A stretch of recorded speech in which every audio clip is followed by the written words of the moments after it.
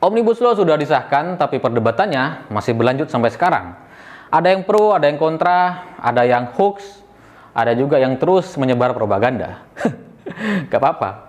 Tapi di luar itu, Puan Maharani juga banyak dibicarakan. Gara-garanya Puan mematikan mic di waktu sidang, mematikan mic fraksi Demokrat. Kemudian Puan dihujat dan trending di Twitter. Trending. Ya meskipun trendingnya karena dihujat, tetap aja itu trending. Hebat gitu, karena Puan tuh nggak punya akun, nggak aktif di sosial media. Jadi kalau diibaratkan itu kayak tetangga kita yang nggak punya akun sosial media, tapi kita hujat habis-habisan di akun kita. Agak nggak ada gunanya gitu, kurang greget lah. Tapi nggak apa-apa, sebagai hore-hore itu lanjutin aja. Toh ini negara demokrasi. Kemudian saya juga baca komentar-komentarnya. Ada yang menanyakan kenapa Puan mematikan mic. Ada juga yang nyinyir dan provokatif gitu. Ada yang bilang, jangankan Demokrat, jangankan rakyat biasa, bahkan Demokrat pun tidak didengar aspirasinya. Jadi jangan heran kalau rakyat kemudian marah, rusuh, membakar, ngerusak gitu. Karena merasa tidak didengar aspirasinya gitu. Ya gimana toh, Demokrat aja dimatiin mic-nya gitu. Ngeri ya. Tapi sebelum itu, sebaiknya kita tonton dulu video berikut ini. Tadi sudah ambil keputusan. Ya. Setelah itu nanti pemerintah. Kami ingin menyampaikan. Makanya nanti setelah pandangan dari pemerintah, saya berikan kepada Pak Ketua. Sebelum pemerintah dikasih kesempatan. Saya mengatur kami posisi. dulu. Tidak, kami dulu.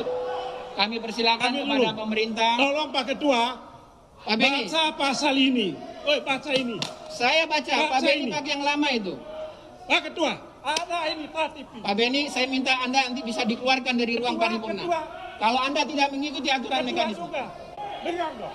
Dengarkan ini. Saya minta interupsi Anda nanti setelah. Saya interupsi. Tidak, saya ngatur di dalam rapat. Tolong saya diinterupsi. Baik, Bapak Ibu sekalian. Pak Ketua. Interupsi akan kita terima setelah pandangan dari pemerintah.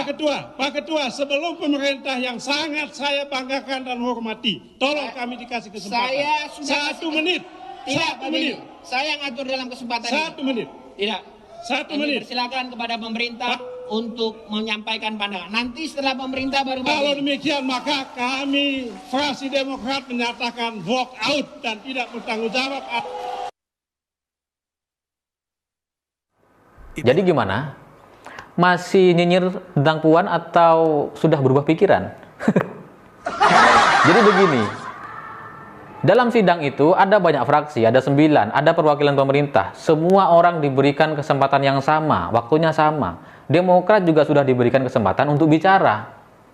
Tapi masih bicara terus. Nyerocos terus. Ya kalau mau bicara sendiri ya bikin aja forum sendiri. Ini kan sidang resmi, ada pimpinannya. Ya kita harus hormati lah. Jangan seenaknya gitu. Kalau sudah waktunya sudah selesai ya sudah. Jangan nyerocos terus. Ini bahaya ya kalau dibiarkan, kan bisa mengundang reaksi dari orang-orang yang tidak setuju dengan Demokrat gitu. Demokrat ini minoritas, bos. Yang setuju Omnibus Law itu ada 7 fraksi. Yang nggak setuju cuma Demokrat sama PKS. Minoritas.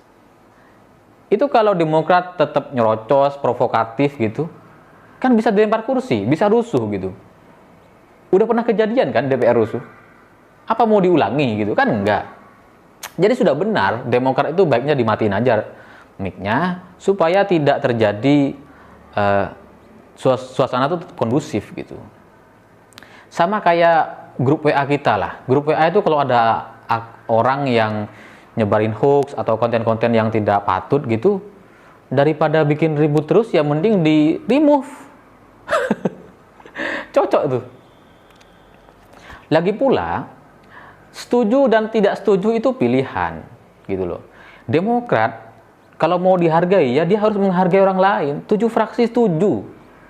Ya udah, Demokrat nggak setuju ya nggak apa-apa. Nggak ada pengaruhnya gitu. Undang-undang tetap bisa disahkan. Dan undang-undang ini memuat kepentingan mayoritas gitu. Jadi selama kepentingan mayoritas itu sudah terakomodir ya sudah benar gitu. Bahwa kemudian undang-undang ini bikin orang yang selama ini menguasai tanah negara dan menjaminkan ke bank gitu, sekarang udah nggak bisa, ya itu dari tadi ya gitu. Bahwa ada calo-calo perizinan yang sebelumnya dapat uang banyak gitu, Sekarang karena dipermudah, jadi si calo ini jadi nggak bisa kerja lagi. Ya itu derita dia gitu. Kalaupun mereka punya cukup bukti, cukup alasan, ya udah lanjutin aja ke MK, review gitu, minta perubahan. Karena keluar-keluar di media, mengaku dizolimi, mengaku tidak didengar aspirasinya dan sebagainya, itu ya omong kosong. Itu 2009 mungkin masih laku, ini tahun 2020 udah nggak berhasil menaikkan citra Demokrat. Harusnya Demokrat itu belajar, suaranya tuh gini loh, turun terus. Karena apa? Karena suara rakyat terzolimi itu, cerita terzolimi itu udah nggak ada. Itu cuma ada di film-film Indosiar lah. Saya pikir itu ya. Kalau ada yang tersinggung nggak apa-apa, karena ini cuma menjelaskan tentang hal-hal yang belum jelas. Begitulah kura-kura.